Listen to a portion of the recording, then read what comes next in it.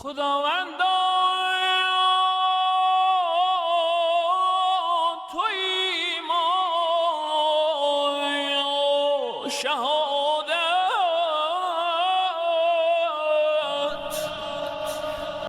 سلام. ہندوستان کی تعریف کے باب میں ایک مشہور عنوان یہ بھی ہے کہ اسے عجوبوں کا ملک کہا جاتا ہے.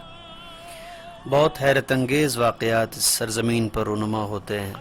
شاید اس کی وجہ یہاں کے مختلف ادیان، مختلف اقوام یا الگ الگ قسم کی طریقۂ زندگی ہو. یہ شاید ایسے بہت سارے ہندوستانی لوگ جو غیر معمولی کام انجام دیتے ہیں اور دنیا کو حیرت میں ڈال دیتے ہیں. البتہ عجوبے دیگر ممالک میں بھی ہوتے رہے ہیں. یہ صرف ہندوستان تک محدود نہیں ہے بلکہ ایک طویل و عریض جغرافیے پر مشتمل ہے اس کا یہ سلسلہ.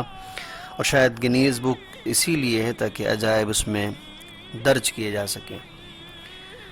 یہ حیرت انگیز کارنامہ عصری دور سے بھی مخصوص نہیں ہے بلکہ قدیم الایام دور سے یہ سلسلہ جاری ہے.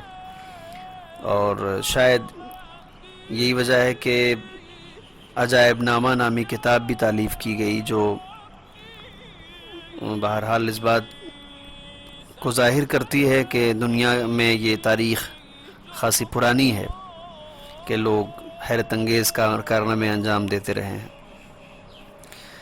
البتہ جو لوگ یہ حیرت انگیز کارنامے انجام دیتے تھے یا آج کے اس دور میں ایسے کارنامے انجام دیتے ہیں، بڑی محنت کرتے ہیں، حوصلے سے کام لیتے ہیں. ان کا ضبط و تحمل انہیں ایسے کام کرنے پر آمادہ کرتا ہے جو دوسروں کے لیے حیرتناک ہوں. مولانا رومی نے کہا ہے کہ اگر آپ اپنی روح و جان کو حیرت و عجائب سے ہمکنار کرنا چاہتے ہیں تو رمضان کی ریاضت اس کا ایک بہترین موقع ہے.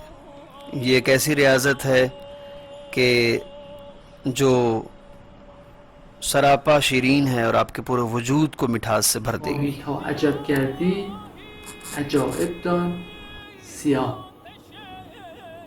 بدرود.